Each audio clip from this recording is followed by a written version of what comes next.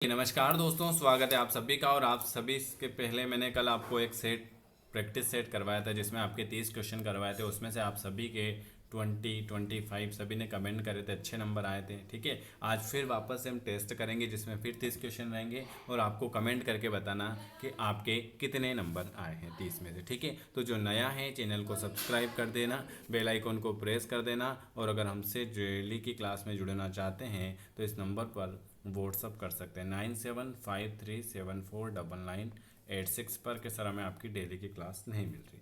ये PNST, ANM और Chhattisgarh BSc के लिए वेरी IMP क्वेश्चन है। चलिए, पहला क्वेश्चन आपके सामने, डेस्मोसोम किससे संबंधित है?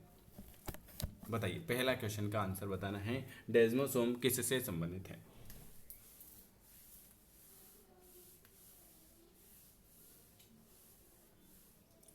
कोशिकाएं से। किससे? डेस्मोसोम जो है कोशिकी आसंजन से संबंधित थी। ठीक है, ऑप्शन आपका सी वाला आ जाएगा। चलिए, दूसरा क्वेश्चन क्या लिखा हुआ है? पीने के पानी में एक रासायनिक तत्व की उपस्थिति होने से पीने के पानी में एक रासायनिक तत्व की उपस्थिति होने से दांतों पर चितकबरे धब्बे रोग हो जाते हैं। यह कौन सा तत्व है? फ्लोरीन, मरकरी, बोरान या क्लोरीन?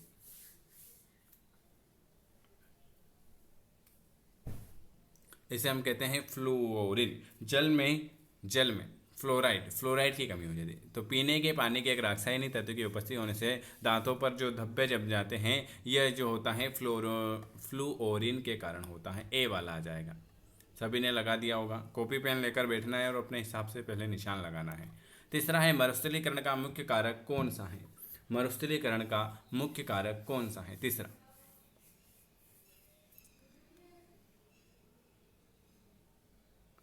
ज्यादा ज्यादा चराई।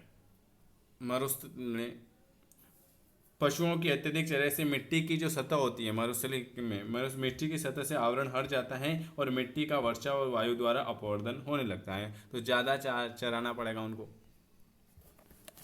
चलिए, अगला, प्राथमिक अनुक्रम इंगित करता है समुदाय के परिवर्तन का होना। सूखी अवस्था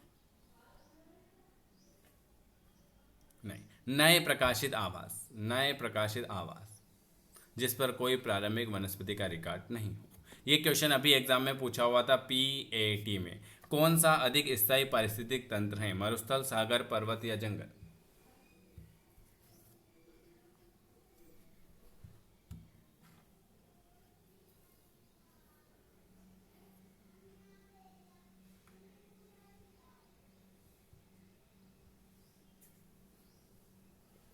कौन सा अधिक स्थायी पारिस्थितिक तंत्र है? 5वें नंबर का बी वाला, सागर आ जाएगा। कौन सा आ जाएगा? सागर आ जाएगा। निम्न में से कौन सा समस्थानिक होमोसेपियंस के लिए अत्यधिक घातक है? होमोसेपियंस के लिए अत्यधिक घातक कौन सा होगा?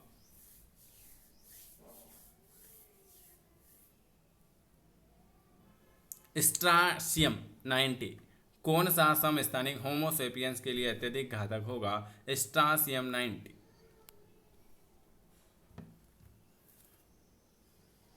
चलिए, अगला क्वेश्चन है, कार्बन मोनोऑक्साइड का विषैला प्रभाव। कार्बन मोनोऑक्साइड का विषैला प्रभाव इसकी हीमोग्लोबिन से अधिक संबंध के कारण जो ऑक्सीजन की तुलना में लगभग कितना गुना होगा? कार्बन मोनोऑक्साइड का जो विषैला प्रभाव होता है इसके हीमोग्लोबिन से अधिक संबंध के कारण 200 गुना होगा। कितना गुना होगा भाई? 200 गुना हो जाएगा। वह युग्म जो जीव भू रासायनिक चक्र का अवसादी प्रकार है, वह युग्म जो जीव भू रासायनिक चक्र का अवसादी प्रकार है, वह कौन सा है?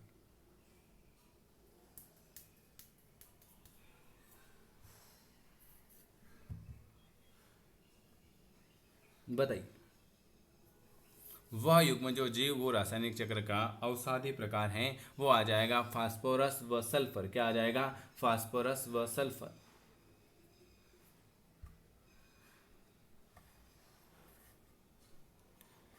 मिनेमेटा की खाड़ी में निम्नलिखित में से कौन सा जंतु मिनेमेटा रोग से बचा हुआ है? मीना माता रोग से कौन सा जंतु बचा हुआ है? ये क्वेश्चन तो वेरी IMP है।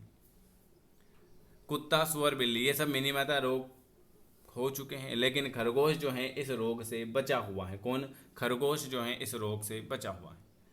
ये क्वेश्चन भी अभी पूछा हुआ था पीएटी की। ताजमहल को किसके प्रभाव से खतरा बना हुआ है? ताजमहल को किसके प्रभाव से खतरा बना हुआ है? Sulphur dioxide. किससे? सल्फर डाइऑक्साइड से खतरा बना हुआ है ताजमहल को। चलिए, कौन सा युग्म चीता संरक्षित क्षेत्र व उसके राज्य का सही मिलान है? चीता संरक्षित क्षेत्र और उसके राज्य का सही मिलान। पेलेना उड़ीसा में है क्या? बांदीपुर तमिलनाडु में है क्या? कारबट मध्य प्रदेश में है या मनास असम में? तो सही बताना है। तो ये तीनों गलत हैं। मनास जो है, मनास असम का एक वन्य अभयारण्य है जिसमें टाइगर प्रोजेक्ट चल रहा है। यह चीते को संरक्षण प्रदान करता है। ऑप्शन आपका डी वाला आ जाएगा। अब आपको कमेंट करके बताना है पेलेनो कहाँ पर है, कारबेट कहाँ पर है और बांदीपुर कहाँ पर स्थित है। ठीक है, ये तीनों आपको कमेंट करके बताने हैं। कौन सा प्लेग का कारण है? प्लेग का कारण कौन सा है बताइए? प्लेग का कारण डी वाला यर्सिनिया। यर्सिनिया ये जो है यर्सिनिया पेस्टिस, यर्सिनिया पेस्टिस ये प्लेग का कारण। किस जाति की जनसंख्या की अधिकता उसका आवास क्या कहलाते हैं? किसी भी जाति की जनसंख्या की अधिकता उसका आवास जो है उसे आप क्या कहते हो?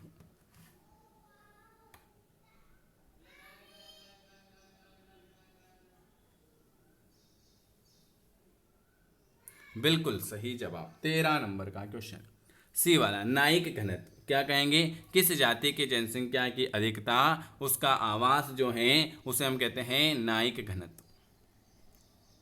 जैव समुदाय में प्राथमिक उपभोक्ता कौन सा है? जैव समुदाय में प्राथमिक उपभोक्ता कौन सा है बताइए? जैव समुदाय में प्राथमिक उपभोक्ता कौन सा है? बिल्कुल सही जवाब। 14 नंबर का क्वेश्चन शाकाहारी। शाकाहारी होता है शाकाहारी।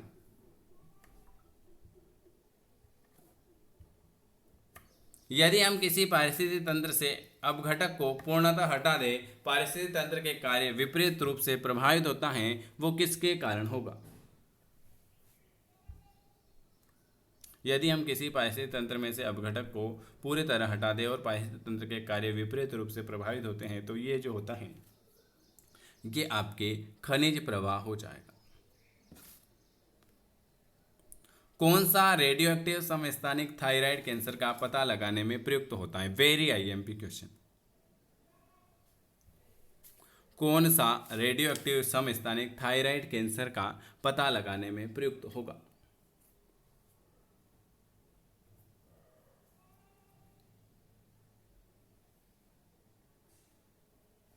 आयोडीन 131। आयोडीन 131 एक रेडियो एक्टिव पदार्थ है जो कि आयोडीन का समस्थानिक है, जिसका उपयोग थायराइड ग्रंथि के कैंसर का पता लगाने में किया जाएगा।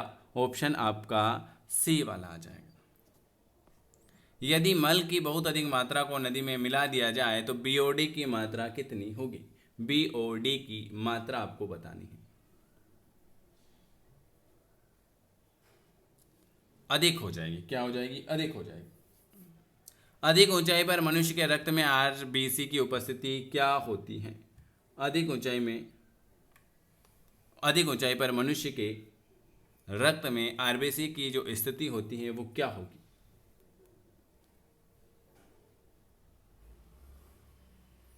संख्या में अधिक होगी। क्या हो जाएगी? संख्या में अधिक हो जाएगी।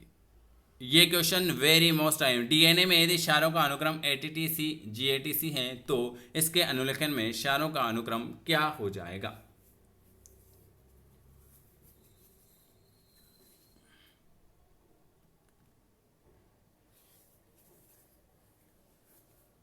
डीएनए में यदि क्षारों का अनुक्रम एटीटीसी जीएटीसी है तो इसके अनुलेखन में क्षारों का अनुक्रम जो हो जाएगा वो आपका ए वाला आ जाएगा। ए UAAGCUAC ऑप्शन ए वाला आ जाएगा। ई कोलाई में जंगली प्रकार को सामान्य माध्यम से ग्लूकोज के साथ, ओ सॉरी, एक मिनट, ये क्वेश्चन गलत आया कि, एक मिनट है ना, रुकना पड़ेगा आपको।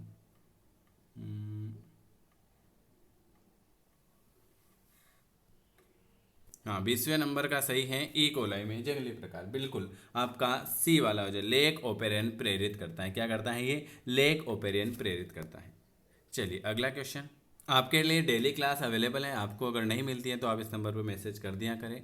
और इसके अलावा आपके लिए एएनएम की बुक अवेलेबल है, जिसमें आपको 3000 क्वेश्चन मिलेंगे। ये सब वस्तुनिष्ठ रहेंगे, एमपीजीके और साइंस दोनों रहेगा। तो आप इसे चाहें तो घर बैठे मंगा सकते हो। देखो एग्ज़ाम बहुत जल्दी आ जाएगी, फॉर्म आ जाएंगे 1-2 दिन में, उससे पहले आप इसे परचेस कर सकते हो। इसके अलावा सामान्य विज्ञान, biology, zoology, physics, chemistry, English के टॉप 7500 क्वेश्चन वाली बुक अवेलेबल है। तो आप इसे घर बैठे मंगा सकते हो। ये बुक में बहुत सारे क्वेश्चन है, 7500 क्वेश्चन बहुत होते हैं। तो ये एमपीपीएनएसटी के लिए स्पेशल बनाई हुई है, तो आप इसे मंगवा सकते हो। ठीक है, और कोई भी समस्या हो, आप चाहें तो आपको, सर मेरे को ओल्ड पेपर लेना है, तो आपको ओल्ड पेपर मिल जाएगा। आप चाहें कि सर हमको ओल्ड पेपर लेना है, तो आपको ओल्ड पेपर मिल जाएगा। आप चाहें कि प्रैक्टिस सेट लेना है, बुक मंगवाना है, सभी कुछ आपके लिए अवेलेबल है। फ्री क्लास भी अवेलेबल है। तो आप चाहें तो अभी से अच्छे से तैयारी कर सकते हैं। एग्ज़ाम कभी भी आ सकती है और फॉर्म भी कभी भी आ सकते हैं। वीडियो अच्छा लगे तो लाइक शेयर करें। वीडियो देखने के लिए धन्यवाद।